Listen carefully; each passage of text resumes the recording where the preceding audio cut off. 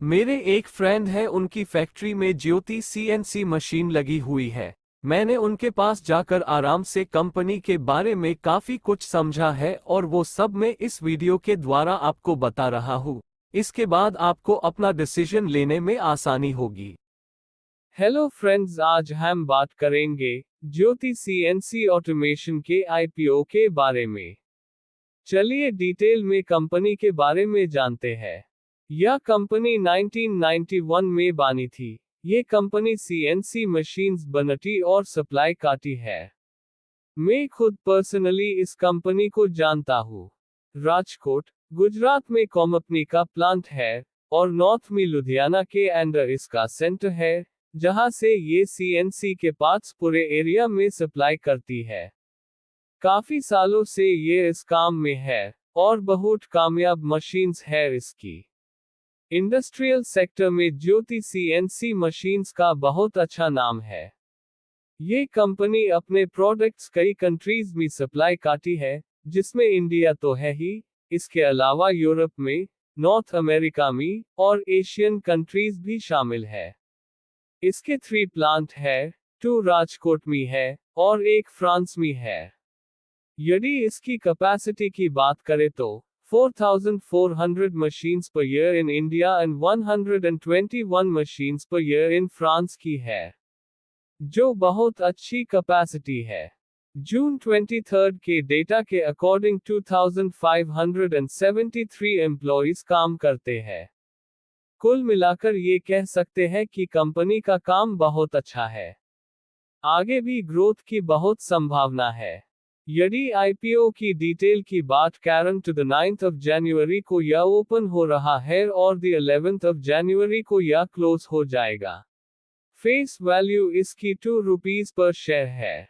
Price 315 rupees से 331 rupees per share है। Lot size इसका 45 शेयर्स का है। टोटल इश्यू साइज 1000 करोड़ का है, जो कि पूरा फ्रेश इश्यू है, इसलिए 1000 करोड़ कंपनी के पास जाएगा। यदि हम रिटेल कोटा की बात करें तो इसमें 10% रिटेल का कोटा है। क्योंकि सेबी के रूल के अकॉर्डिंग कंपनी ने लास्ट के 3 साल में से 2 साल तक लॉस में रही है, इसलिए ऐसी कंपनी जो लॉस में हो और आईपीओ लाए तो सेबी अन कंपनीज को रिटेल से ज्यादा पैसा नहीं लेने देती। आइए एक नजर इंपॉर्टेंट डेट्स पर डालते हैं। द 11th जनवरी को आईपीओ क्लोज हो जाएगा और द 12th जनवरी को अलॉटमेंट फाइनल हो जाएगी।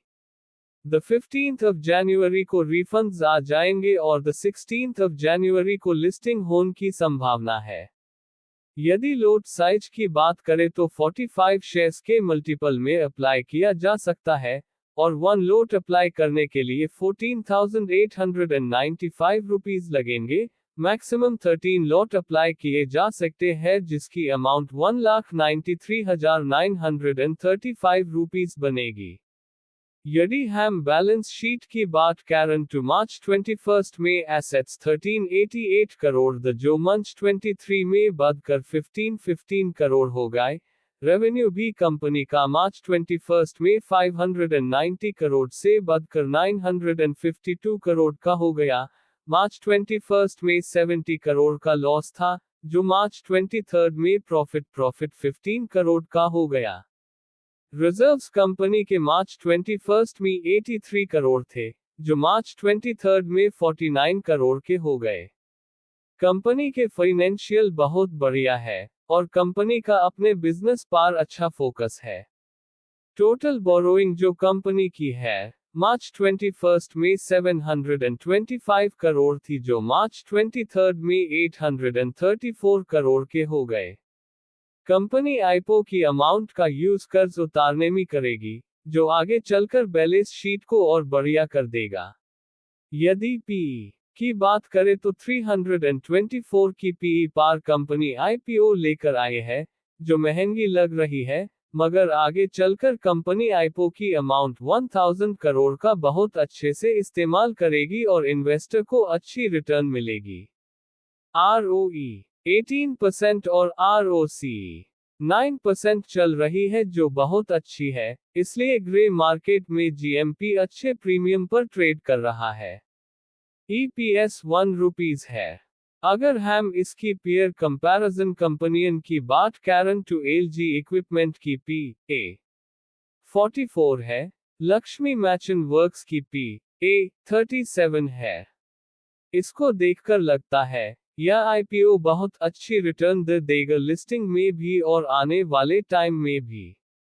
IPO जरूर लगाना चाहिए। यदि ऑब्जेक्ट्स ऑफ द IPO की बात करें तो कंपनी को पैसों की रिक्वायरमेंट अपना बिजनेस को ग्रो करने के लिए है। IPO के पैसे का इस्तेमाल कंपनी वर्किंग कैपिटल की रिक्वायरमेंट को पूरा करने और अपनी उधारी चुकाने में भी करेगी।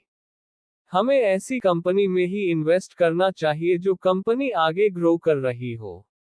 यदि ओपिनियन की बात करें तो GMP को देखते हुए लिस्टिंग गेन के लिए और लॉन्ग टर्म के लिए जरूर लगाना चाहिए। यदि GMP की बात करें तो 25% चल रही है।